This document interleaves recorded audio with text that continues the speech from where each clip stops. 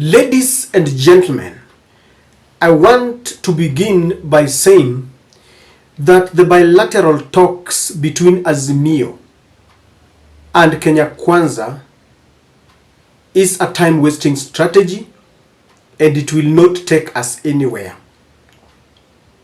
Raila Amolo Odinga should understand that William Ruto and the entire Kenya Kwanza team are not interested in any kind of talks, because according to them, they feel that in the last demonstrations, they had subdued Azimio by apprehending all their leaders, by killing people in the streets, and they had sent fear and called many. Kimani Ichung'wah released the names of those who are going to face off with Azimio. And of course, he is the one who is leading the team. Take note that just the other day, they had a closed-door secret night meeting as Mount Kenya fraternity. And they insisted that Rigathi Gachagua had to be there. Luckily enough, Kimani Ichung'wah, the outspoken majority leader in the National Assembly, is there. And his main role is to thwart the talks. And I am here to tell you that the attempts to sit down between these two teams is dead on arrival. The names are not really very unique to me, but the statement that Kimani Ichung'wah gave as he released the names is one that is inviting trouble. Kimani Ichung'wah wants people to go to the street. Listen or just read the tone of the statement that Kimani Ichung'wah is giving, because for heaven's sake, I thought that these talks were supposed to try and broker a truce for peace and tranquility to prevail in the country.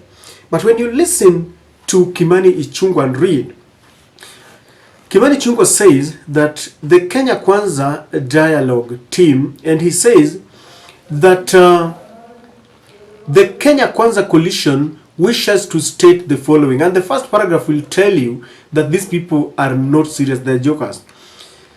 That honoring the request by former Nigerian President Olusegun Obasanjo not to be mentioned in any public statement, we regret the lack of decency by Azimio in not respecting this request. It is saying that Azimio is indecent. Number two, Azimio at the very least should have the decency to abide by the issues agreed at the meeting. And number three, consequently, as agreed, we nominate our Kenya Kwanza team comprised of the following: Honorable Kimani Ichung'wah, who is the leader of the majority National Assembly and team leader of that Kenya Kwanza group. And then Senator Aaron Cheruiyot, who is the leader of majority in the Senate. There is Honorable Governor Cecil Mbarire.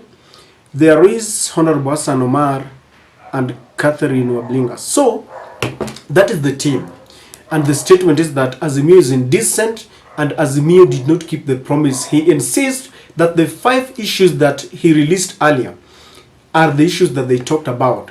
Now, the second paragraph is, this team is mandated to engage on the 5-point agenda agreed upon, namely, and he still reiterates them. Number 1, the reconstitution of the IEBC Commission, implementation of the 2/3 gender rule, entrenchment of the Constituency Development Fund, establishment and the entrenchment of the office of the leader of the opposition, and embedment of the office of the prime cabinet secretary. And then he goes on to say that for the avoidance of doubt, as agreed, violence shall no longer and shall never be part of our nation's political discourse. And then he finishes by saying that as agreed, there shall be no discussion of whatever nature on matters handshake or nusu mkate. You see, you don't need a rocket science to understand that Kimani Ichung'wah is inviting trouble. In fact, that the tone of whatever he has written is not one that wants peace. He's a man who wants people to fight. In fact, take for example, we understand according to him, and I seriously doubt anything that is coming from the mouth of a Kenya Kwanza leader because they are full of mischief. But then let's go by what he's saying, that Obasanjo had requested that he is not mentioned in some of these talks, but Azimio later came and confirmed.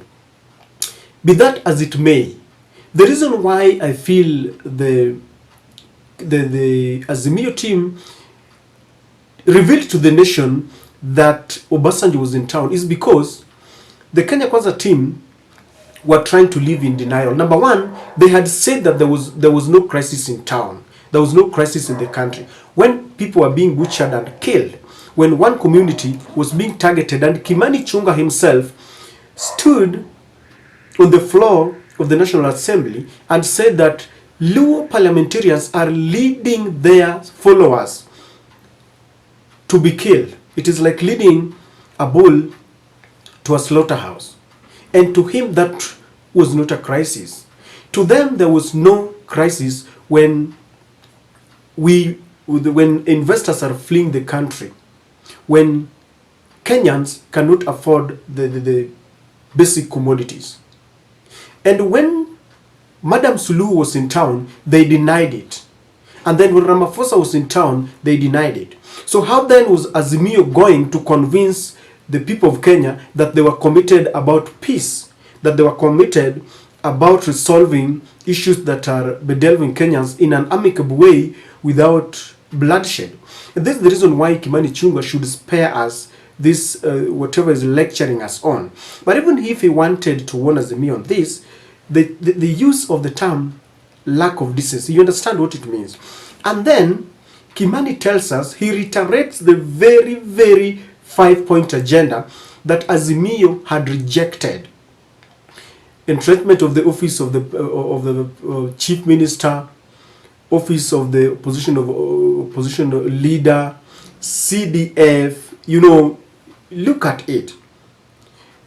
How then does Azimio take Kimani Ichung'wah serious? How then do we take William Ruto serious? Let me tell you, the talks were compelled by the international community. But William Ruto was never, ever ready for any talks. In fact, today he called a press conference in State House and he reiterated his commitment to lowering the cost of living, measuring on the reduction of the prices of fertilizer, blaming the lack of revenue, all these kind of things. In other words, William Ruto is telling people that if Azimio went to the streets because they thought the cost of living was the issue, he is committed as the president, and they as Kenya Kwanza they have a plan to ensure that they bring down the cost of living in their own way according to their manifesto. Let us not pretend the Kenya Kwanza team is not ready for any kind of talks. And they don't care. Because if the majority leader in the house and the team leader from the Kenya Kwanza team is the one who's already firing a warning shot, he is going in the negotiations with a lot of chest thumping. How then do you expect that the outcome of that talks will be anything peaceful? If you ask me, let us not waste time anymore. And that is my take.